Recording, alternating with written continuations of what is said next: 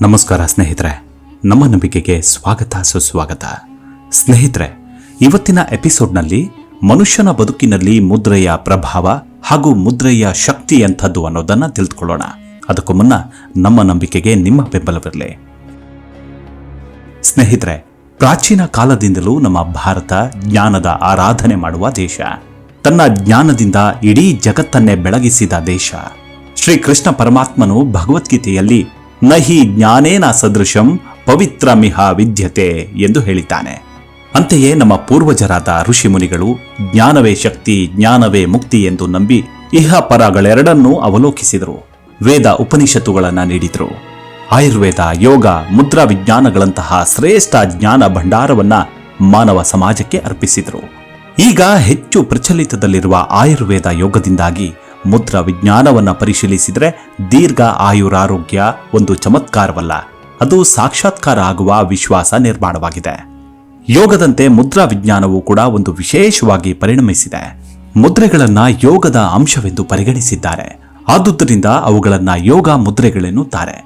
ಕೈಯ ಅಂಗುಷ್ಠದೊಂದಿಗೆ ಇತರ ಬೆರಳುಗಳನ್ನ ಸಂಯೋಜಿಸಿ ಮಾಡುವ ಭಂಗಿಗಳನ್ನ ಹಸ್ತ ಮುದ್ರೆಗಳೆನ್ನುತ್ತಾರೆ. ಈ ಮುದ್ರೆಗಳಿಂದ ಆರೋಗ್ಯವನ್ನ ವೃದ್ಧಿಸಿ ಕಾಪಾಡಿಕೊಳ್ಳಬಹುದು.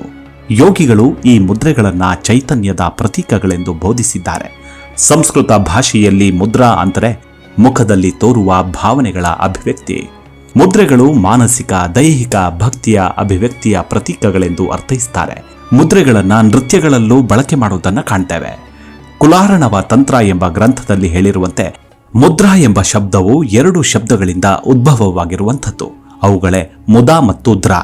ಮುದ ಅಂದರೆ ಸಂತೋಷ, ದ್ರಾ ಅಂದರೆ ಹೊರ ಸೆಳೆಯುವ ಎಂಬರ್ಥವನ್ನ ಕೊಡುತ್ತೆ. ಅರ್ಥಾತ್ ಮುದ್ರೆಗಳು ಸತ್ ಚಿತ್ ಆನಂದವನ್ನ ಉಂಟು ಮಾಡುವ ಕ್ರಿಯೆಗಳು ಎಂದರ್ಥ. ದೇವಿ ದೇವತೆಗಳು ಒಂದಲ್ಲ ಒಂದು ಮುದ್ರೆಯಲ್ಲಿರುವುದನ್ನ ನಾವು ಕಾಣಬಹುದು. ಅವುಗಳೇ ಅಭಯ ಮುದ್ರೆ, ಅಂಜಲಿ ಮುದ್ರೆ, ಜ್ಞಾನ ಮುದ್ರೆ, ಧ್ಯಾನ ಮುದ್ರೆ ಇತ್ಯಾದಿ. ಶ್ರೀಕೃಷ್ಣ ಪರಮಾತ್ಮನು ಕೂಡ ಜ್ಞಾನ ಮುದ್ರೆ ಮಾಡುತ್ತಿದ್ದನೆಂಬುದಕ್ಕೆ ಈ ಎರಡು ಶ್ಲೋಕಗಳು ಪುಷ್ಟಿ ನೀಡ್ತಾವೆ. ಕೃಷ್ಣಾಯ ಯಾದವೇಂದ್ರಾಯ ಜ್ಞಾನ ಮುದ್ರಾಯ ಯೋಗಿನೇ ನಾಥಾಯ ರುಕ್ಮಿಣೀಪಾಯ ನಮೋ ವೇದಾಂತ ವೇದಿನೇ ಪ್ರಪನ್ನ ಪಾರಿಜಾತಾಯ ತೋತ್ರ ವೇತ್ರೈಕ ಪಾಣಯೇ ಜ್ಞಾನ ಮುದ್ರಾಯ ಕೃಷ್ಣಾಯ ಗೀತಾಮೃತ ದುಹೇ ನಮಃ ಎಂದಿದೆ. ವೇದ ಮತ್ತು ತಂತ್ರೋಪನಿಷತ್ತು ಈ ಮುದ್ರೆಗಳೊಂದಿಗೆ ಓಂಕಾರ, ಗಾಯತ್ರಿ ಮಂತ್ರ ಇತ್ಯಾದಿಗಳನ್ನು ಪಠಿಸಿದ್ರೆ ಶರೀರದ ಮೇಲೆ ಸತ್ಪರಿಣಾಮವನ್ನ ಬೀರುವುದಾಗಿಯೂ ಸುತ್ತಮುತ್ತಲಿನ ವಾತಾವರಣ ದೇದೀಪ್ಯಮಾನವಾಗುವುದಾಗಿಯೂ ಉಲ್ಲೇಖಿಸಿದೆ. ಹಠಯೋಗ ಪ್ರದೀಪಿಕಾ ಎಂಬ ಗ್ರಂಥದಲ್ಲಿ ಮುದ್ರೆಗಳನ್ನ ಯೋಗಾಂಶವೆಂದು ಗುರುತಿಸಿದೆ. ಹಾಗೆ ಮುದ್ರೆಗಳನ್ನ ಯೋಗದ ಒಂದು ಶಾಖೆ ಎಂದು ಪರಿಗಣಿಸಿದೆ. ಮುದ್ರೆಗಳು ನಮ್ಮ ಶರೀರದಲ್ಲಿರುವ ಸಪ್ತಚಕ್ರಗಳನ್ನ, ಕುಂಡಲಿನಿ ಶಕ್ತಿಯನ್ನ, ಸಿದ್ಧಿಗಳನ್ನ ಪ್ರೇರೇಪಿಸುತ್ತೆ ಎನ್ನುತ್ತೆ. ಅಲ್ಲದೆ ಮಾನವ ಶರೀರದಲ್ಲಿರುವ ಪಂಚಕೋಶಗಳಾದ ಮನೋಮಯ ಕೋಶ, ವಿಜ್ಞಾನಮಯ ಕೋಶ, ಆನಂದಮಯ ಕೋಶ, ಅನ್ನಮಯ ಕೋಶ ಮತ್ತು ಪ್ರಾಣಮಯ ಕೋಶಗಳನ್ನು ಪ್ರಚೋದಿಸುತ್ತವೆ. ಅವು ಮಾನವನ ಆರೋಗ್ಯದ ಮೇಲೆ ನೇರವಾದ ಪರಿಣಾಮ ಬೀರುತ್ತವೆ ಎಂದಿದ್ದಾರೆ ನಮ್ಮ ಪೂರ್ವಿಕ ಜ್ಞಾನಿಗಳು. ಶರೀರದ ಸಪ್ತ ಚಕ್ರಗಳು, ನಾಡಿಗಳು ಸತತವಾಗಿ ಚೈತನ್ಯ ಶಕ್ತಿಯನ್ನ ನಿರ್ಮಿಸಿ ಆ ಶಕ್ತಿ ಶರೀರದಿಂದ ಹೊರವಲಯದಲ್ಲಿ ಪ್ರವಹಿಸುತ್ತಿರುತ್ತೆ. ಆ ಚೈತನ್ಯ ಶಕ್ತಿಯಾದ ಇಲೆಕ್ಟ್ರೋ ಮ್ಯಾಗ್ನೆಟಿಕ್ ಪವರ್ ಅನ್ನ ಬಂಧಿಸಿ ಅಂಗಾಂಗಗಳಿಗೆ ಪುನಃ ಪ್ರವೇಶಿಸುವಂತೆ ಈ ಮುದ್ರೆಗಳು ಸಹಕರಿಸ್ತವೆ. ಇಡೀ ಬ್ರಹ್ಮಾಂಡವು ಪಂಚತತ್ವಗಳಿಂದ ಕೂಡಿರುವಂಥದ್ದು. ಜೀವ ಸಂಕುಲವು ಸೃಷ್ಟಿಯಾಗಿರುವುದೇ ಪಂಚತತ್ವಗಳಿಂದ. ಯಾವಾಗ ಈ ಪಂಚತತ್ವಗಳಲ್ಲಿ ಸಮತೋಲನವಿರುತ್ತೋ ಆಗ ನಾವು ಆರೋಗ್ಯವಂತರು. ಯಾವಾಗ ಸಮತೋಲನ ಕಳೆದುಕೊಳ್ತೇವೋ ಆಗ ಅನಾರೋಗ್ಯಗಳಾಗ್ತೇವೆ. ಹಾಗಾಗಿ ಪಂಚತತ್ವಗಳಲ್ಲಿ ಸಮತೋಲನವಿರಬೇಕು. ಇದೇ ಆರೋಗ್ಯದ ರಹಸ್ಯ ಎಂದು ಮುದ್ರಾ ವಿಜ್ಞಾನ ದೃಢವಾಗಿ ನಂಬುತ್ತೆ. ನಮ್ಮ ಶರೀರದಲ್ಲಿ ಇಲೆಕ್ಟ್ರೋ ಮ್ಯಾಗ್ನೆಟಿಕ್ ಪವರ್ನ ವಿದ್ಯುತ್ ಕಾಂತೀಯ ಅಲೆಗಳು ಶರೀರದಿಂದ ಸತತವಾಗಿ ಹೊರಹೊಮ್ಮುತ್ತಿರುತ್ತೆ. ಈ ಚೈತನ್ಯ ಶಕ್ತಿಯು ಕೈ ಬೆರಳುಗಳ ತುದಿ, ಮೂಗು, ತುಟಿ, ಕಿವಿಯ ತುದಿ ಮತ್ತು ಕಾಲ ಬೆರಳುಗಳ ತುದಿ ಈ ಅಗ್ರ ಭಾಗಗಳಿಂದ ಮಾತ್ರ ಹೊರಹೊಮ್ಮುತ್ತಿರುತ್ತೆ. ಆದರೆ ಕೈ ಬೆರಳುಗಳಿಂದ ಮಾತ್ರ ಮುದ್ರೆಗಳನ್ನು ಮಾಡಲು ಸಾಧ್ಯ. ಇಡೀ ದೇಹದ ಎಲ್ಲಾ ನಾಡಿಗಳ ಸ್ಪರ್ಶವು ಬೆರಳುಗಳ ತುದಿಯನ್ನ ಮುಟ್ಟುತ್ತವೆ. ಕೈ ಬೆರಳುಗಳಿಂದ ವಿವಿಧ ಮುದ್ರೆಗಳನ್ನು ಮಾಡಿದಾಗ ಈ ಚೈತನ್ಯ ಶಕ್ತಿ ಬಂಧಿಸಲ್ಪಟ್ಟು ಶರೀರಕ್ಕೆ ಮರುಕಳಿಸಬಹುದು. ಹೀಗೆ ಶಕ್ತಿಯನ್ನ ಮರುಕಳಿಸಿ ಪಂಚತತ್ವಗಳಲ್ಲಿ ಸಮತೋಲನ ಉಂಟು ಮಾಡಬಹುದು ಎಂದು ಮುದ್ರಾ ವಿಜ್ಞಾನದ ಅಭಿಪ್ರಾಯವಿದೆ.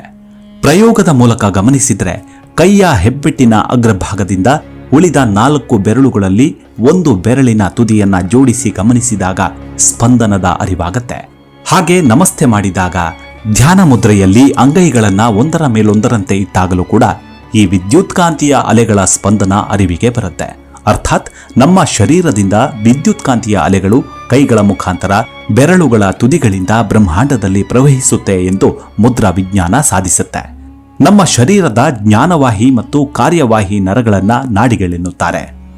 ಇವು ಮೆದುಳಿನಿಂದ ಬೆನ್ನುಹುರಿಯ ಮುಖಾಂತರ ಕೈಗಳ ಬೆರಳಿನ ತುದಿಯವರೆಗೂ ಕಾಲಿನ ಬೆರಳಿನ ತುದಿಯವರೆಗೂ ಜಾಲದಂತೆ ಪಸರಿಸಿವೆ. ಮೆದುಳಿನಿಂದ ಹೊರಟ ಸೆನ್ಸಾರ್ ಅಥವಾ ಜ್ಞಾನವಾಹಿ ಬೆನ್ನುಹುರಿಯ ಮುಖಾಂತರ ಶರೀರವಿಡೀ ದೂರವಾಣಿ ತಂತಿಗಳಂತೆ ಕಾರ್ಯನಿರ್ವಹಿಸುತ್ತೆ. ಹಾಗಾಗಿ ಈ ನಾಡಿಗಳನ್ನ 2 ವಿಧಗಳಾಗಿ ವಿಂಗಡಿಸಿದೆ. ಒಂದನೆಯದು ಜ್ಞಾನವಾಹಿ ನಾಡಿಗಳು, ಎರಡನೇದು ಸ್ನಾಯುಗಳನ್ನ ಕಾರ್ಯಾನ್ವಿತಗೊಳಿಸುವ ನಾಡಿಗಳು. ಮನಸ್ಸು ಎಂಬುದು ಒಂದು ಚೈತನ್ಯ ಶಕ್ತಿ. ಇದು ಮೆದುಳು, ಪಂಚ ಜ್ಞಾನೇಂದ್ರಿಯ ಮತ್ತು ಪಂಚ ಕರ್ಮೇಂದ್ರಿಯಗಳಿಗೆ ಸಂಬಂಧಿಸಿದೆ. ಮನಸ್ಸು ಶರೀರವನ್ನ ಅಂಕೆಯಲ್ಲಿಡುತ್ತವೆ. ಮನಸ್ಸಿನ ಮುಖ್ಯ ಕಾರ್ಯವೆಂದರೆ ಪಂಚ ಜ್ಞಾನೇಂದ್ರಿಯಗಳಿಂದ ಬರುವ ಪ್ರೇರಣೆಗಳನ್ನ ಮೆದುಳಿನಿಂದ ಪರಿಷ್ಕರಿಸಿ ಪಂಚ ಕರ್ಮೇಂದ್ರಿಯಗಳಿಂದ ಕಾರ್ಯವೆಸಗುವಂತೆ ಮಾಡುತ್ತೆ. ಆದುದರಿಂದ ಮನಸ್ಸು ಜ್ಞಾನೇಂದ್ರಿಯಗಳಿಂದ ಬರುವ ಪ್ರೇರಣೆ. ಮೆದುಳು ಒಂದು ಚೆಂಡಿನಂತಿದ್ದು ಸೆರೆಬ್ರೋಸ್ಪ್ಯಾನಲ್ ದ್ರವದಲ್ಲಿ ತೇಲುತ್ತಿರುತ್ತೆ. ಇದು ಪೂರ್ತಿಯಾಗಿ ವಿದ್ಯುತ್ಕಾಂತಿಯಿಂದಲೇ ನಡೆಯುತ್ತೆ. ಇದು ನಾಡಿಗಳ ಮುಖಾಂತರ ಹರಿಯುವ ವಿದ್ಯುತ್ತಿನಿಂದ ಶರೀರದ ಎಲ್ಲಾ ಭಾಗಗಳ ಸಂಪರ್ಕ ಹೊಂದಿರುತ್ತೆ.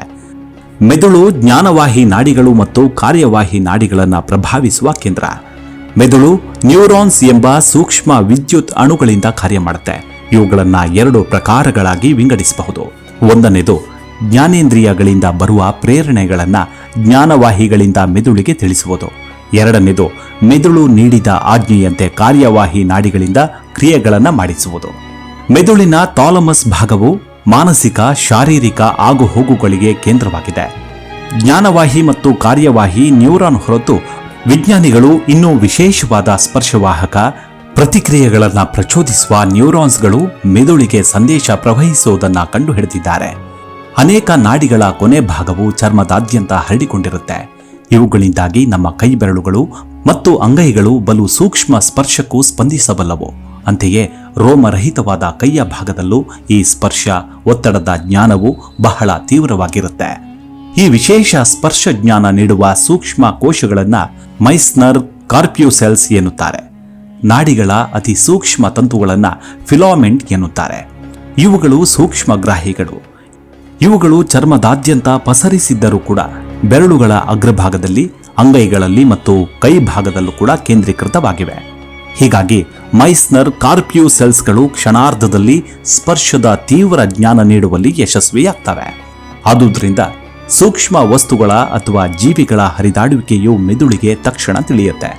ಹೀಗೆ ಕೈ ಬೆರಳುಗಳ ಅಗ್ರಭಾಗ ಮತ್ತು ಅಂಗೈಗಳಲ್ಲಿರುವ ಮೈಸ್ನರ್ ಕಾರ್ಪ್ಯೂಸೆಲ್ಸ್ಗಳು ಮತ್ತು ಸೂಕ್ಷ್ಮಗ್ರಾಹಿ ನಾಡಿ ತಂತುಗಳು ಮೆದುಳಿನೊಂದಿಗೆ ಸಂಪರ್ಕ ಸಾಧಿಸಿ ಅರಿವು ಉಂಟು ಮಾಡುತ್ತವೆ. ಮುದ್ರೆಗಳನ್ನು ಮಾಡುವಾಗ ಮಂತ್ರ ಪಠಣ ಮಾಡಿದ್ರೆ ವಿಶೇಷ ವಿದ್ಯುತ್ ತರಂಗಗಳುಂಟಾಗಿ ಮೆದುಳಿನ ಕೇಂದ್ರಗಳು ಪ್ರಭಾವಿಸುತ್ತವೆ. ಇದರಿಂದಾಗಿ ಶಾರೀರಿಕ ಪ್ರಭಾವ ವೃದ್ಧಿಸುತ್ತೆ. ಈ ಶಕ್ತಿಯು ವೈವಿಧ್ಯಮಯವಾಗಿರುತ್ತೆ. ಮೆದುಳಿನ ವಿವಿಧ ಕೇಂದ್ರಗಳಿಗೆ ಜೋಡಿಸಲ್ಪಟ್ಟ 3 ನಾಡಿಗಳಾದ ರೇಡಿಯಲ್, ಮೀಡಿಯನ್ ಮತ್ತು ಆಲ್ಕರ್ ಇವುಗಳು ಬೆನ್ನುಹುರಿಯ ಮೂಲಕ ತೋಳುಗಳಿಂದ ಬೆರಳಿನ ತುದಿಯವರೆಗೂ ತಲುಪುತ್ತವೆ. ಇವುಗಳ ಮುಖಾಂತರವೇ ಇಲೆಕ್ಟ್ರೋ ಮ್ಯಾಗ್ನೆಟಿಕ್ ಪವರ್ ಬ್ರಹ್ಮಾಂಡದಲ್ಲಿ ಪ್ರವಹಿಸುತ್ತಿರುತ್ತೆ. ಹೀಗೆ ಹೊರ ಪ್ರವಹಿಸುವ ವಿದ್ಯುತ್ಕಾಂತೀಯ ಅಲೆಗಳು ಮುದ್ರೆಗಳನ್ನು ಮಾಡಿದಾಗ ಬಂಧಿಸಿದಂತಾಗುತ್ತವೆ. ಹಾಗೂ ಆ ವಿದ್ಯುತ್ಕಾಂತೀಯ ಅಲೆಗಳು ಮೆದುಳಿಗೆ ಪುನಃ ಪ್ರವೇಶಿಸಿ ಅಲ್ಲಿನ ವಿವಿಧ ಕೇಂದ್ರಗಳು ಪ್ರಭಾವಿಸುವಂತಾಗುತ್ತೆ. ಆ ಕೇಂದ್ರಗಳು ಪಂಚ ಜ್ಞಾನೇಂದ್ರಿಯ, ಕರ್ಮೇಂದ್ರಿಯ, ಶ್ವಾಸಕೋಶಗಳಿಗೆ ಸಂಬಂಧಿಸಿದ್ದಾದ್ದರಿಂದ ಮರುಕಳಿಸಿದ ಎಲೆಕ್ಟ್ರೋ ಮ್ಯಾಗ್ನೆಟಿಕ್ ಪವರ್ ಆಯಾ ಅಂಗಗಳನ್ನು ಬಲಯುತವನ್ನಾಗಿ ಮಾಡುತ್ತದೆ. ಇದೇ ಮುದ್ರೆಗಳಿಂದ ನಮ್ಮ ಆರೋಗ್ಯದ ಮೇಲೆ ಆಗುವ ಪರಿಣಾಮವೆಂದು ಕಂಡುಹಿಡಿಯಲಾಗಿದೆ. ಹೀಗೆ ಹೆಬ್ಬೆಟ್ಟಿನೊಂದಿಗೆ ಇತರ ಬೆರಳುಗಳ ಅಗ್ರಭಾಗ ಜೋಡಿಸಿದಾಗ ಮುದ್ರೆಗಳು ಉಂಟಾಗಿ ಆ ಮುದ್ರೆಗಳು ವಿದ್ಯುತ್ಕಾಂತೀಯ ಅಲೆಗಳನ್ನು ಬ್ರೈನ್ಗೆ ಮರುಕಳಿಸ್ತವೆ. ಆಗ ಮುದ್ರೆಗಳಿಂದ ಕೇಂದ್ರಗಳು ಪ್ರಚೋದನೆಗೊಂಡು ಶರೀರದ ಅಂಗಾಂಗಗಳು ಆರೋಗ್ಯಪೂರ್ಣ ಶಕ್ತಿಯನ್ನ ಪಡೆಯುತ್ತವೆ ಎಂಬುದೇ ಮುದ್ರಾ ವಿಜ್ಞಾನದ ವೈಜ್ಞಾನಿಕ ಹಿನ್ನೆಲೆ. ಉದಾಹರಣೆಗೆ ಹೆಬ್ಬೆಟ್ಟಿನ ತುದಿಗೆ ತೋರು ಬೆರಳಿನ ತುದಿ ಜೋಡಿಸಿದಾಗ ಜ್ಞಾನ ಮುದ್ರೆ ಆಗತ್ತೆ. ಆಗ ಮೆದುಳಿನಲ್ಲಿ ಏಕಾಗ್ರತೆ, ಸ್ಮರಣೆ ಶಕ್ತಿ ಬೆಳೆಯುತ್ತೆ. ಅಂತೆಯೇ ಮಧ್ಯದ ಬೆರಳಿನ ತುದಿಯನ್ನ ಹೆಬ್ಬೆಟ್ಟಿನ ತುದಿಗೆ ಜೋಡಿಸಿದಾಗ ಆಕಾಶ ಮುದ್ರೆ ಉಂಟಾಗಿ ಹೃದಯದ ಆರೋಗ್ಯ, ಕಿವಿಯ ಸಾಮರ್ಥ್ಯ ಬೆಳೆಯುತ್ತೆ. ಹೀಗೆ ವಿವಿಧ ಮುದ್ರೆಗಳು ವಿವಿಧ ಅಂಗಗಳನ್ನು ಸಮರ್ಥಗೊಳಿಸ್ತವೆ ಮತ್ತು ಆರೋಗ್ಯಪೂರ್ಣ ಸ್ಥಿತಿ ಹೊಂದುವಂತಾಗತ್ತೆ. ಇವಿಷ್ಟು ಮುದ್ರೆಗೂ ವಿಜ್ಞಾನಕ್ಕೂ ಆರೋಗ್ಯಕ್ಕೂ ಇರುವ ಸಂಬಂಧದ ಕುರಿತಾದ ಸಣ್ಣದಾದ ಮಾಹಿತಿ. ಮುಂದಿನ ಎಪಿಸೋಡ್ನಲ್ಲಿ ಸಿಗೋಣ. ಅಲ್ಲಿವರೆಗೂ ನಿಮ್ಮ ಆರೋಗ್ಯದ ಕಡೆ ಗಮನವಿರಲಿ. Take care. ನಮಸ್ಕಾರ.